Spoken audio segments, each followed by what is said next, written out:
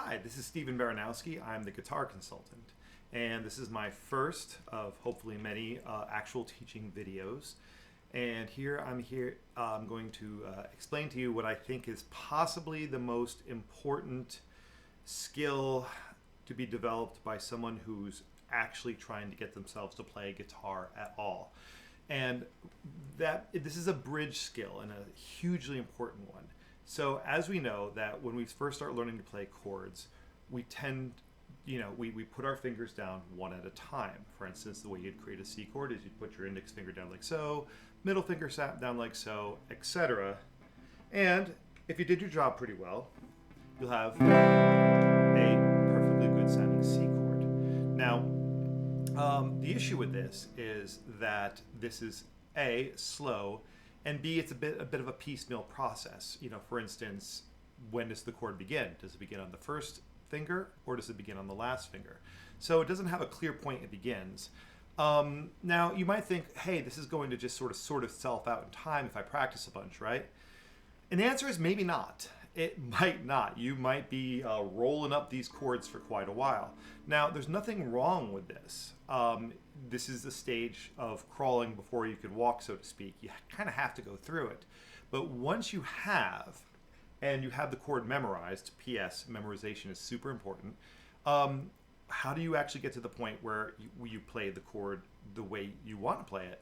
And by that, I mean in one smooth, unified movement. Which can get very, very fast. And the answer is you have to, you have to convert the whole system over. So I consider this finger by finger thing, I call this a procedure. It begins, it goes for a little bit, and then it stops, and you've completed an act. What we're trying to do is we're trying to go from a procedure to a gesture. And this is kind of my term. What do I mean by a gesture? Let's take, make an OK sign. I go from an empty hand to an OK sign to a point pretty much faster than the eye can track. And what's the difference between going between this and this and this, a C chord? To the body, nothing. Really, it's all the same thing. Now you might say the C chord, it has to be so much more precise. Precision is the hand's stock and trade. It will be precise. We don't have to worry about that. But we do have to make the hand do what we want it to do. So first we have to establish what we want to do. We want it to make the chord in a unified motion. We want all three fingers to strike down at the same time.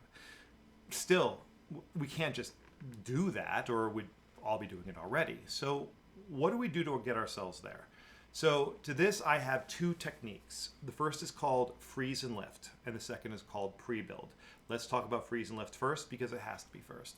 To do freeze and lift, what you do is you construct the chord. I'm using C, by the way. Not the easiest chord. I like C for this because I think it really represents the problem. C is a little bit stretchy, a little bit reachy. It's not too easy, but it's not too hard. I like it, but you can use other chords. D and G are particularly good, I find. E minor is a bit of a gimme, and so forth. So what we're going to do is we're going to place our fingers as well as we can, and we can make a really, really good C. What if I can't make a C yet? Then you have to do something more remedial until you can get to this point. But I find for a lot of people, actually placing their fingers in the right spot is far from the worst part of the whole deal. The worst part, what we're dealing with right now. So we place our fingers, and we, make it look as good as we can. We make it sound as good as we can, and then the real work begins. So what is the real work? So I'm going to move up and zoom in. So what we're going to do is we're going to look at our hands like so. So when we do what freeze and lift is precisely that. First step, freeze. You are no longer a human being with wiggly fingers. You are a bronze statue. You are locked in place, okay? You're not pressing hard, but you're kind of laterally locked. If somebody swatted your arm, hopefully your fingers would look like this when they came off. Then, that's the freeze part. We relax our fingers on the strings, so we're merely touching rather than pressing. Okay? And the third step, and this is a big ask, is we slowly elevate our fingers off the guitar. Now, a lot of things might happen when you do this, okay? You might see trembling, okay? Trembling's fine, trembling's good. You might see that your fingers might simply contract towards each other and kind of wad back up into a little ball. That is to be expected, okay? You're probably using the tension of your fingers on the strings to hold the chord apart. They will probably drift into a straight line. These are all fine. These are all things that are going to happen in the beginning, and you simply observe them. You don't get real judgy about that. You are a beginner. It's fine, okay? So what do? Is you kind of slam back down that mess it just turned into, and you kind of say, "Oh, this is what my fingers do," given their given their druthers. So you clean that chord back up, and you try it a second time. As you do it a second time, you simply try to say no to what it did before. If it tries to contract, you say, "Please don't contract. I'm not going to let you," and it will probably still contract a little bit, but you are now trying to at least do a bit better. Hover there for maybe no more than a few seconds and then drop it again. Observe how it may not have gone quite right. Put it back out. And you're going to do this again and again. Now, we don't want to do it fast. It's not about the number of times you do it. It's how much you can clean up each movement, okay? You can, as you get better at this, you'll notice you try to relax your hand more and more. So you're using less kind of positive energy and more just letting it happen. If your fingers are not sufficiently stretched for a C, you might have to feel like you might have to push out a little bit into the chord you're working on. In this case, C. It's a bit of a stretchy one for beginners sometimes.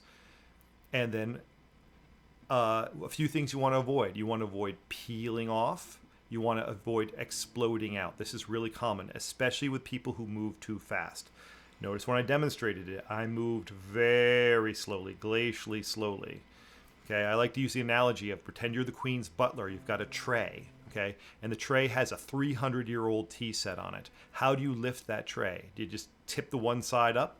Nope, you pick it up straight up, slowly and as straight as you can. You don't want to hear a single teacup clatter on a plate. Okay? Then, after you hold it for a bit, you just place it back down and observe your results.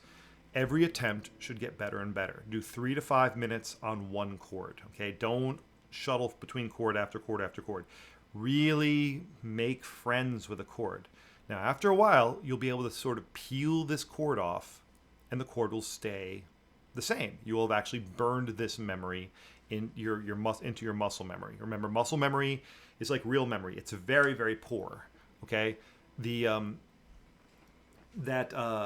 about what you had for breakfast 3 days ago. How many windows do you have in your house? You don't remember things unless you have to, and your muscle memory will not remember things unless it has to. When you do freeze and lift, you corner the muscle memory and you kind of force it to do it.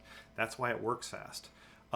It will be hard work, okay? This is one of the hardest things that I'm going to ask a beginner to do. That being said, it is the most direct path between where you are and where you want to be. Okay, so you can it's a couple days later. You can peel your fingers off. You can hold the shape. Okay, it kind of stays stable at this point. You can kind of even relax. You can walk around the house like this, like some kind of super cool guy, and then you can slap that bad boy back on the guitar. However, that's not how guitar playing works. We have to create that guy out of the blue. And that brings us to part 2, which is pre-build. Pre-build is you imitating how a better guitar player plays, okay? This is what you do. It requires that you've done a fair amount of freeze and lift and that this air chord is now kind of in your nervous system. What you're going to do for pre-build is you are going to start with your thumb where it normally goes, kind of peeping over the back here, and you're going to make a C, and you're going to posture your fingers above the strings. Here's the deal. Nobody touches first, okay? If one finger touches first, then essentially you're going back to your original finger by finger style, and you're really not doing anything new. Nobody touches first. Everybody postures. And then on your signal, boom, everybody drops at once, okay? Nobody hits first. Now, what if you make it and it's sort of a crummy mutant mess? Then you make the best crummy mutant mess that you can. Okay? You observe where you are, honestly. You don't get angry at yourself. You just say, this finger should be further over this way. This finger should be over this way. Try it again. If it's still not sorting itself out, go back to freeze and lift. Do 5 more freeze and lifts. Try it again. Try the pre-build again. Okay, so what you do is you posture it over each, and you drop it. If there's an error, you note the error. Okay, for instance, a lot of times with the C chord, the index finger is going to come down on the G string rather than the B string. It's super, super common. Most people do it at some point. And you say, oh, when I do my pre-build, I'm going to have to pull my index finger a little bit farther down this way so it hits my B string instead. Build the change in before you do the move. Okay, changes only stick if you do them before you do the action. If you do them after and it's merely a correction, it's information, but it's not really changing anything. Okay, so pre-build, drop. Okay, now you might say, hey, this pre-build it's awfully slow. I mean, I can hustle myself into this so much faster. And the answer is, of course you can, but this is going to be what you're going to want to do in the future. Have a lot of faith that this is going to speed up. Okay, and do this again and again. Relax more and more. Trust your body. It will do what you want. You just have to be very, very clear what you want.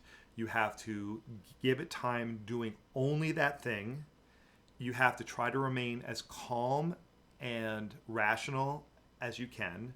Don't get angry with yourself. If you don't like the outcomes are merely information to help you with your next attempt, okay?